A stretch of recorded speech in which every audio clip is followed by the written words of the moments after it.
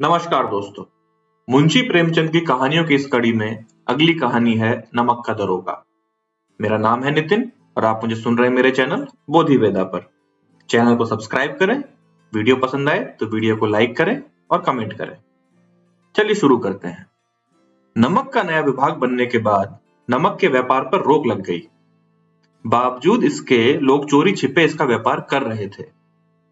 नमक का व्यापार करने के लिए कई हथकंडे अपनाए गए। व्यापारियों ने भी कभी घूस देकर तो कभी अपनी चालाकियों से इस व्यापार को अंजाम दिया। इधर कुछ अधिकारी नमक विभाग में दरोगा पद के लिए लाइन में खड़े थे। यहां तक कि वकील भी इस विभाग को अपने कब्जे में लेने के लिए उत्सुक थे। ये उस वक्त की बात है जब लोग अंग्रेजी शिक्षा और ईसाई धर्म को एक ही समझते थे। इस दौरान फारसी का भी ज्यादा प्रभाव था। प्रेम कहानियां और श्रृंगार रस के काव्य पढ़कर फारसी लोग ऊंचे पद हासिल कर लेते थे। इधर मुंशी वंशीधर भी जुलेखा की विरह कथा से निकलकर सिरी और फरहाद की प्रेम कथा के सहारे काम ढूंढने निकल पड़े थे। वंशीधर के पिता एक अनुभवी इंसान थे। उन्होंने वंशीधर को घर की बिगड़ती आर्थिक दशा के बारे में बताया।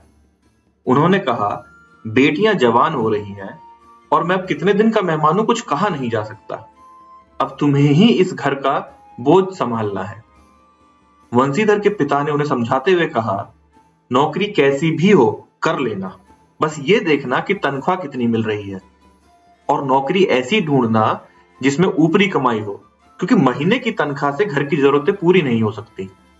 ऊपरी आय भगवान का आशीर्वाद है जिससे जिंदगी के हर शौक पूरे किए जा सकते हैं और इसी से बरकत भी होती है। बंशीधर के पिता ने उन्हें आगे समझाया, ये बहुत समझदारी का काम है। पहले लोगों को देखो, उनकी जरूरतों को समझो और फिर मौके की तलाश में जुट जाओ। इसके बाद जो ठीक लगे वो करो। ये याद रखना कि जरूरतमंद व्यक्ति के साथ सख्ती से पेश आने में ही फायदा है। वंशीधर बहुत होशियार और सज्जन पुरुष थे। वो पिता की सारी बातें सुनकर मंजिल की ओर बढ़ चले। समय का पहिया आगे बढ़ा और देखते ही देखते वंशीधर नमक के दरोगा भी बन गए। नमक विभाग में दरोगा की नौकरी पाकर वंशीधर बहुत खुश थे, पर वंशीधर की तरक्की देख पड़ोसियों को उनसे जलन होने लगी। वंशीधर को नमक विभाग में 6 महीने भी नहीं हुए थे कि विभाग के अधिकतर लोग उन पर आंख मूंद कर भरोसा करने लगे। उन्होंने अपने काम और अच्छे व्यवहार से आला अफसरों की नजरों में बड़ा सम्मान पा लिया था। विभाग के अफसर भी उन पर बहुत भरोसा करते थे, जबकि कुछ अफसर वंशीधर से जलते भी थे। सर्दियों का मौसम शुरू हो चुका था। वंशीधर के दफ्तर से कुछ दूरी पर जमुना नदी बहती थी, जिस पर एक छोटा पुल बना हुआ था। रात का समय था। नमक के सिपाही और चौकीदार नशे में मस्त थे। नमक के दरोगा मुंशी वंशीधर भी दफ्तर में आराम कर रहे थे। उन्हें अचानक कुछ गाड़ियों और मल्लाहों की आवाजें सुनाई दी। आवाज सुनकर दरोगा जी नींद से जागे। दरोगा जी के मन में सवाल आया कि आखिर इतनी रात में गाड़ियां नदी के पार क्यों जा रही हैं। दरोगा जी ने अपनी वर्दी पहनी और तमंचा जेब में रखकर पुल पर जा पहुंचे। वहां उन्होंने देखा कि कई गाड़ियां एक कतार में पुल पार कर रही हैं। उन्होंने कड़क आवाज में पूछा, ये किसकी गाड़ियां हैं? दरोगा जी की दहाड़ सुनकर वहां थोड़ी देर के लिए सन्नाटा छा गया। उनमें से किसी एक ने दरोगा जी को बताया, ये पंडित अलोपीदीन की गाड़ियां हैं। दरोगा जी ने पूछा, अलोपीदीन कौन है? वहां मौजूद लोगों ने कहा, अलोपीदीन दातागंज के हैं। ये सुनकर दरोगा जी चौंक गए, क्योंकि पंडित अलोपीदीन इस इलाके के जाने माने जमींदार थे और वो रोजाना लाखों रुपए का लेन देन करते थे। इस इलाके में हर छोटे बड़े शख्स ने उनसे कर्ज लिया हुआ था। पंडित अलोपीदीन का बहुत बड़ा व्यापार था। उन दिनों अंग्रेज अफसर शिकार खेलने उनके इलाके में जाते और अलोपीदीन उनकी खातिरदारी किया करते थे। दरोगा जी ने सामान ढो रहे मजदूरों से पूछा, ये गाड़ियां कहां जाएंगी? एक मजदूर ने जवाब दिया, कानपुर। जब मुंशी ने पूछा कि इसमें क्या है, तो वहां एक बार फिर सन्नाटा पसर गया। ये देख मुंशी जी का शक बढ़ने लगा। फिर दरोगा जी ने जोर देकर पूछा, क्या तुम सब गूंगे हो गए हो? मैंने पूछा इसमें क्या है? जब इस बार भी कोई जवाब नहीं आया, तो मुंशी जी गाड़ी में लदे सामान को खुद ही देखने चले गए। उन्होंने देखा कि गाड़ियां नमक से भरी हुई थी। इस घटना की सूचना जैसे ही पंडित अलोपीदीन को मिली, वो लिहाफ ओढ़े दरोगा जी के पास आकर खड़े हो गए और बोले, दरोगा साहब, ऐसा क्या अपराध हो गया कि गाड़ियों को आगे ही नहीं जाने दिया जा रहा? दरोगा वंशीधर ने कहा, ये सरकारी आदेश है। इस पर पंडित अलोपीदीन बोले, आप ही हमारी सरकार है, हम और किसी सरकार को नहीं जानते। ये तो आपका और हमारे घर का मामला है। हम कभी आपसे बाहर हो सकते हैं क्या? आपने बेवजह तकलीफ उठाई। अलोपीदीन ने आगे कहा, ऐसा हो नहीं सकता कि इधर घाट से जाएं और आपकी सेवा ना करें। अरे मैं तो खुद आपकी सेवा के लिए आने ही वाला था। लेकिन वंशीधर पर पंडित अलोपीदीन की बातों का कोई असर नहीं हुआ। वंशीधर एक ईमानदार दरोगा थे, इसीलिए अलोपीदीन की घूस देने की बात पर बोले, मैं उन अफसरों जैसा नहीं हूं, मैं बाकी अफसरों जैसा नहीं हूं जो पैसों के लिए अपना ईमान बेच देते हैं। मैं आपको हिरासत में लेने आया हूं और आपको मेरे साथ चलना होगा। मेरे पास बात करने का समय नहीं है। इतना कहकर दरोगा जी ने जमादार बदलू सिंह से अलोपीदीन को हिरासत में लेने को कहा। वंशीधर के कड़क रवैये से पंडित अलोपीदीन हैरान रह गए। वहां मौजूद सभी लोगों में हलचल मच गई। बदलू सिंह आदेश पाकर अलोपीदीन को हिरासत में लेने गया, लेकिन उसकी हिम्मत ना हुई कि वो उनका हाथ पकड़ ले। अलोपीदीन मन ही मन सोच रहे थे कि पहली बार कोई ऐसा अधिकारी देखा जो पैसों के आगे झुका नहीं। साथ ही वो ये भी सोच रहे थे कि दरोगा जी अभी नौजवान है और माया के मोहजाल से बहुत दूर है। पंडित अलोपीदीन ने बड़ी विनम्रता के साथ कहा, बाबू साहब, ऐसा ना कीजिए, हम मिट जाएंगे, हमारी इज्जत मिट्टी में मिल जाएगी। हमारा अपमान करने से आपको क्या हासिल होगा? हम आपसे अलग थोड़े ही ना हैं। अलोपीदीन की अर्जी पर वंशीधर गुस्से में बोले, मैं आपकी कोई भी बात नहीं सुनना चाहता। इधर अलोपीदीन का यह भ्रम अभी तक नहीं टूटा था कि पैसों से किसी को भी खरीदा नहीं जा सकता। उन्होंने वंशीधर को 1000 रुपए देने की बात कही, लेकिन वंशीधर गुस्से में बोले, 1,00,000 रुपए देने से भी मेरा ईमान नहीं डगमगाएगा। अलोपीदीन के लाख कोशिश करने के बाद भी वंशीधर अपने ईमान पर डटे रहे। बात 40,000 रुपए देने तक पहुंच गई, लेकिन दरोगा वंशीधर ने रुपयों के प्रति कोई लोभ नहीं दिखाया। दरोगा वंशीधर ने बदलू सिंह को फिर से आदेश दिया, इसे हिरासत में ले लिया जाए। जैसे ही बदलू सिंह पंडित की ओर बढ़ा, वो बेहोश होकर गिर गए। पंडित जी की गिरफ्तारी की खबर आग की तरह आसपास के इलाकों में फैल गई। इस घटना पर सभी अपना अपना मत रख रहे थे। अगले दिन पंडित को अदालत ले जाया जा रहा था।